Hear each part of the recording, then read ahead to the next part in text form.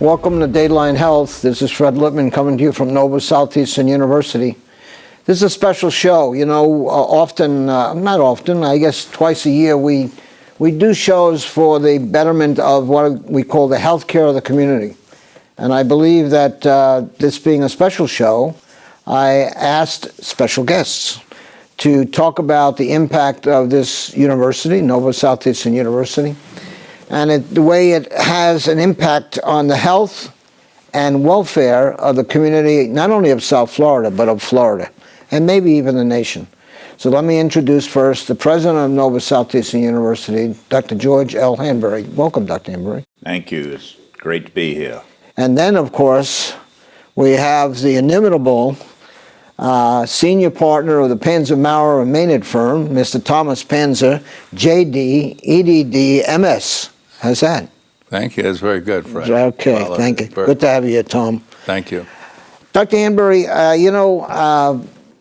this is a special show, and we'll discuss it near the end of the show, but the reason I wanted to do this show is because I really believe that the impact that Nova Southeastern University has on the general welfare of the people of Florida in presenting what we are doing here at NSU. And I thought that maybe you would give sort of a retrospective view to the viewers of where did Nova come from? Where did Nova Southeastern come from? Well, it's a phenomenal story, a great story that was born in the community, and one in which I'm very proud to be associated with. And by the way, I'm honored to be on your 500th show after 19 years broadcasting. Fred, you've done a beautiful job bringing to 7 million people that live here in South Florida some interesting and varied programs. And the development of Nova is definitely something that's for the health and welfare of the community and all of our students. So a little old storefront college, 1964, 232 East Los Olas Boulevard. And one of our great founders, Jim Farquhar, gave free rent to allow Nova University to begin. And since then, we've had great people that have taken interest. Farquhar gave his own money to help see this university flourish. And Warren Winstead was the first president in 1964. And then along came Abe Fischler in 1967 as the executive vice president, and kind of along the line that I came up as president. Abe was the executive vice president for 3 years. Warren Winstead left in 1970, and Abe had the great privilege of being the president of the new university that moved from 232 East Los Olas to the small little town of Davie on about 100 acres that the Foreman brothers, Charles and Hamilton Foreman, helped to get from the United States Navy after World War II. So we've been here since '67, and we've had some great days and some very difficult days, especially during those years when Abe was the president. After Abe was president, we had 2 other presidents, and then came Ray Ferrero in 1998. He brought me here in '98. I've been here since that period of time and seen the university grow. From Nova for the first 30 years, 1964 to 1994, it really didn't blossom until 1994 when we merged and brought you in, and all of Southeastern, the health sciences and the health professions have really allowed the university to blossom. And now we're developing, and we will be developing in the future, to a preeminent health care center and a destination spot where hospitals and hotel complexes and research facilities are all doing for the better health and welfare of the community. Mr. Panza, otherwise known as Tom Panza. All through that narrative which the president went through, you were part and parcel of almost the entire period of time, not only as an advocate, but as counsel to the university. And to tell you the truth, very few people know this, but even Dr. Morton Terry, who founded Southeastern University of Health Sciences, we hired you to represent us in Tallahassee before we merged. So give us your view. Well, my view, and thank you, Fred, thank you for having me on this show, especially your 500th show. When NSU started, as Dr. Hanbury described, there was 3 buildings out here. This building that we're sitting in right now was one of them. And there were 2 other buildings that were associated with Nova. Nova had an $8 million budget as compared to now having $700 million or so as a budget. The programs were very small. They were led by Dr. Fischler, had just become president. I started in 1973. And so he came in with a different paradigm. He came in with this, that we were going to bring education to the students, no matter where they lived around the country, and some were international at that point. And as a result of that, we received enormous consternation from the state institutions in other states, as well as private institutions in other states. His concept was to bring the education to the student as opposed to the student coming to the campus to go to class on Monday, Wednesday, and Friday in your more traditional format. As a result of this paradigm that he had a dream of, that he was going to do, regardless of what happened, this was his dream. We then started these programs, and we did actually bring the professors to these students. We had actual classes in these particular states all over the country. Puerto Rico as an example. We brought the professors in. We had library resources. We had everything else that you would need except the physical plant that you would have here on main campus. What Nova did in those days now is passé. Now you would think it would be a horse and buggy because everybody has that same type of a model now. But Fischler was the forerunner of all of this. And what people look at now is they look at Nova Southeastern University, they look at it under the leadership of yourself, under the leadership of Dr. Hanbury and the Board of Trustees. And they say, isn't this a wonderful place? We have, 25,000 students. We have all of these buildings. We have palm trees. We have dormitories. We have everything. In those days, we had nothing. I mean, when I say nothing, we had sand spurs, and we had an old airfield that was there. So the historical part of this, while it looks great now, and it's really a wonderful place now, bordering on preeminence, where then it was in a survival mode, trying just to advance a concept that Abe Fischler had. And that's what we did. And it was Abe Fischler whose concept went through this entire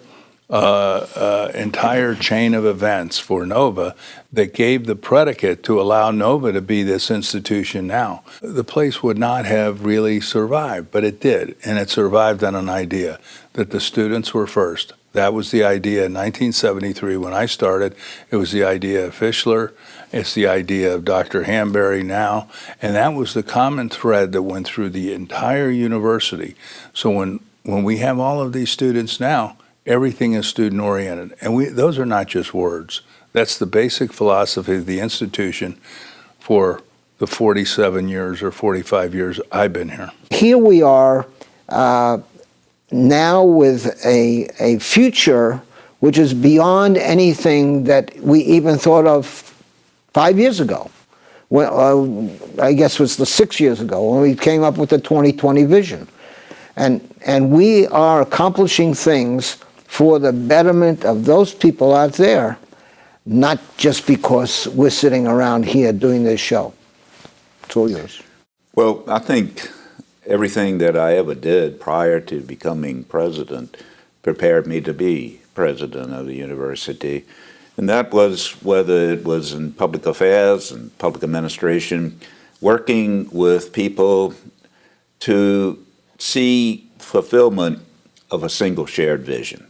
So consequently, as we've grown, the knowledge and experiences that I had in government, really, whether it was financing through municipal bonds, developing budgets for service, but keeping tuition or taxes low to attract people to live or to come to your institution, was something that always that I had taken in large amounts. In every municipality I served were billion-dollar budgets. Well, our net worth is about $1.5 billion at NSU today. Budget over $600 million. An economic impact, providing jobs to all of South Florida and the state of Florida, over $1.5 billion. And with the construction that's going on with HCA and our own expansion, new hotels coming in, we will be about a $5 billion economic impact.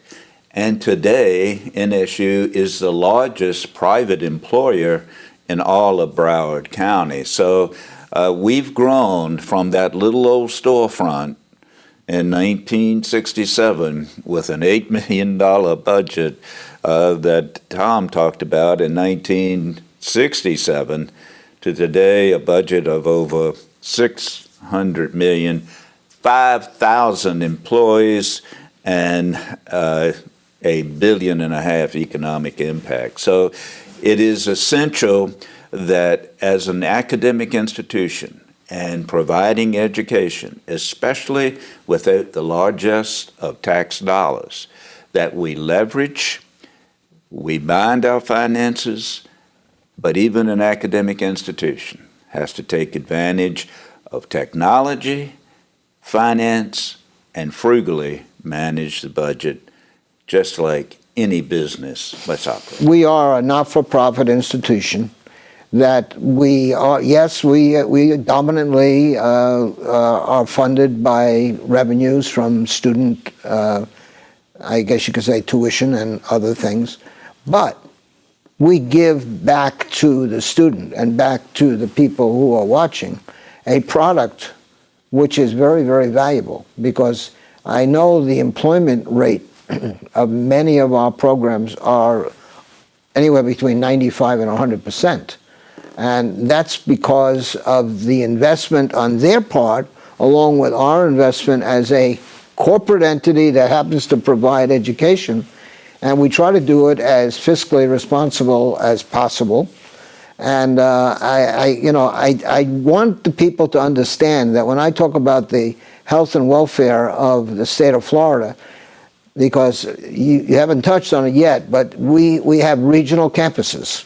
And we're about to open a very large regional campus in the Tampa Bay area. So would you just talk about that? Sure. NSU has grown, as I said, from that little storefront. Today, instead of 100 acres, we have 314 acres, 8 regional campuses from Jacksonville, Orlando, Tampa, Palm Beach, Fort Myers, Miami, San Juan, Puerto Rico, Miramar. The largest one will be opening in about another month in the Tampa Bay region through the generosity and philanthropy of Dr. Karen C. Patel and his wife, Dr. Pallavi Patel. We will be opening a 325,000 square foot expansion of our presence on the west coast of Florida and Tampa. As such, it has enabled us to expand our College of Osteopathic Medicine from the 250 students we accept each year here to another 150 students on the west coast, and that's in addition to the 50 students we just started this year in our MD program, which will expand to 125 students, so that within the next 4 years, NSU will be awarding degrees to physicians larger than any other university in the country because we're one of 3 universities that has both the MD and the DO, osteopathic medicine and allopathic medicine. So rather unique and something that's amazing, which has also attracted undergraduates in a more traditional sense. And the undergraduates we have attracted a wish to get into the health sciences and to serve others and to improve services to those who are underserved in healthcare. So I think it falls right in line with, you mentioned him early, Dr. Terry, of what he had a dream of in starting a medical school. We are expanding and capitalizing on that whole dream. And I think if Dr. Terry would live in today, he would say, by God, we're doing everything that I ever dreamed we would do, and maybe even more. Mr. Panza, Tom, as you've been through this, I mean, the amazing amount of time and effort that you and your colleagues have presented to the political realm, otherwise known as the legislature and the governor, you've been extraordinarily successful in enabling them to understand our mission. Well, I thank you, and we have tried to do that. We've started in the legislative process for NSU back as early as the late 70s, and we developed those programs, and we convinced the legislature. We talked to them, we told them how these programs have this outreach, how they bring education to the students, how they make it convenient for adult learners, for first professions, for graduate school, for those types of students. And we also explained to them that there's a real distinction, and I think this is where the state has really bought into this program. There's a distinction between us, NSU, as being an independent institution. Everybody thinks we're a very successful institution, which we are. We're on the verge of preeminence. We have a research capability. We are doing all of those things. But the difference and the argument that we made with the legislature was the state institutions in many instances will start a medical school or they'll start another school. And the legislature will pay for that. They'll come in and they'll pay. And all of the state institutions go up there, they look at it as a gigantic pie, and they want to see how big their slice of the pie is, and they determine how successful they are. What NSU has always done is we never had the pie. If we wanted to have a medical school or if we wanted to have anything here, we had to do it ourselves. In addition to my law practice here with the university, I was involved in all these special projects like this. And in every one of those, we developed the pie. So we brought all that value added to the state. And at the same token, the state then recognized us to say, you know, we're getting the same education, at least as well, as good as the state institutions, and in some instances better, and it doesn't cost us nearly as much. But if we give them this money, a little bit to supplement what they're doing, to help them create the pie, then they're going to have this pie that didn't cost the state anything. And all of those citizens, and the vast majority of the students we have are Florida residents, all of those residents get the benefit of this. So that was the relationship that we had with the legislature, and the legislature funded us all the way since mid-1980s up until 2 days ago with their latest appropriation. So we've always been able to talk to them, and they saw the synergistic relationship between an independent institution and a public institution. We create these programs out of our own innovation, different from the state. And I'm not criticizing the state whatsoever, that's their method. But NSU had a different method. And the real thrust or the essence of that message or that method that NSU did is it was always student first. We wanted the students. We went out and innovated. We went out and busted our back to get that money in there to develop that program for those students. It wasn't just one day a nice idea. It took a lot of work. It's a very interesting thing because, you brought up Dr. Terry. Dr. Terry was not an educator. But he had such vision. It's really amazing. And I could tell you that I remember when we took that very interesting vote to establish the College of Allopathic Medicine, that there was not, it was a unanimous vote in the Board of Governors. The people who founded the original Southeastern all voted for it, the people that were still alive. But the reality is that we have, and you mentioned, there are state schools and there's independents. I think our sister schools do a wonderful job, except we're doing an exceptional job.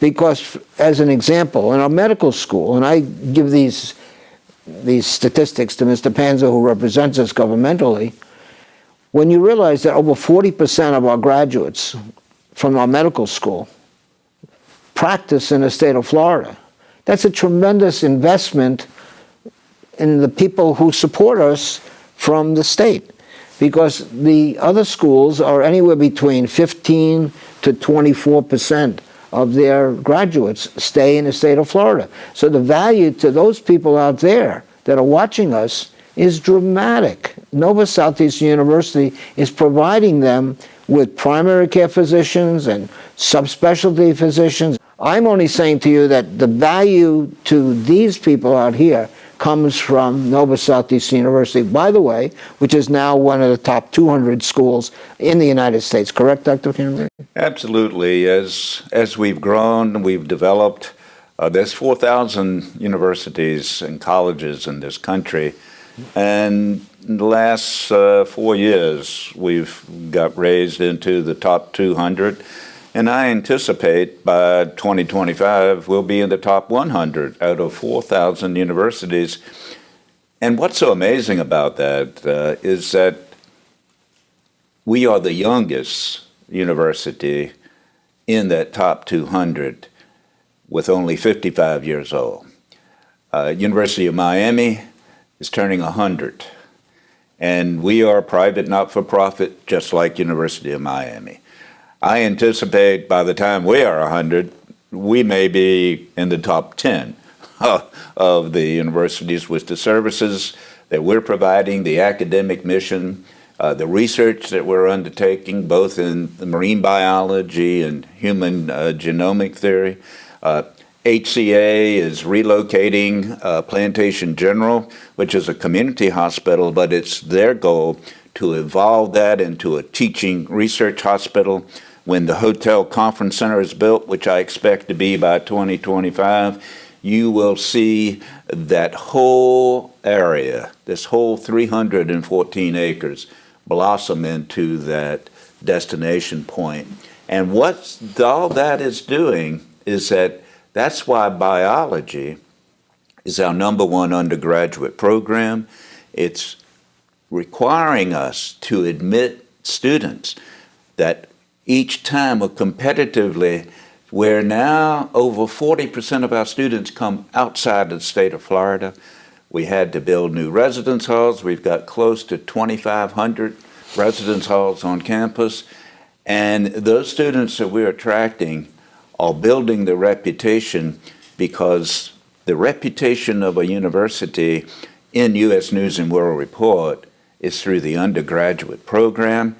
And it's because of the graduate programs that we're leveraging to attract them. You see, we're a little different than any other university in the state, whereas Miami, I keep mentioning, right down the road, 25 miles south, it's about 80 to 85% undergraduate and 20 to 15% graduate.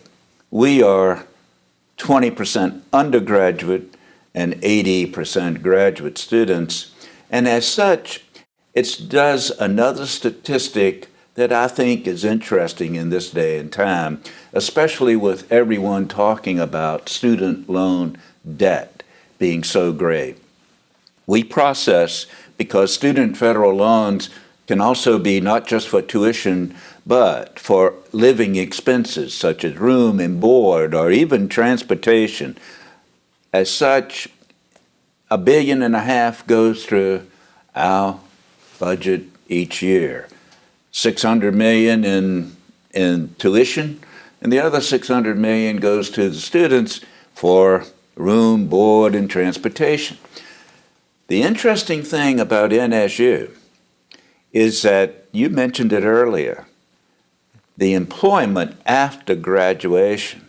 98% of our students after graduation are gainfully employed, whether it's in the health professions, law, education, business, psychology.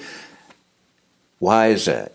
Because we offer the graduate programs that allows people to be gainfully employed, and as such, our default rate is only 2.5%, one of the lowest in the nation. Well, just to magnify that, we know that there are schools all over the nation that they include in headlines because, but they're like 30–40% default rate, and you know, it's I can understand why the folks out there are not happy with it, but they should be very happy with Nova Southeastern University.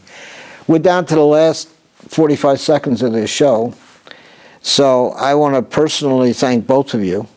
This is I guess, a symbolic and historic show. It's our 500th show. But to tell you the truth, my relationship to these folks out here really is always through people like yourselves. What I do is I try to present to them some value of care and interest in themselves staying well.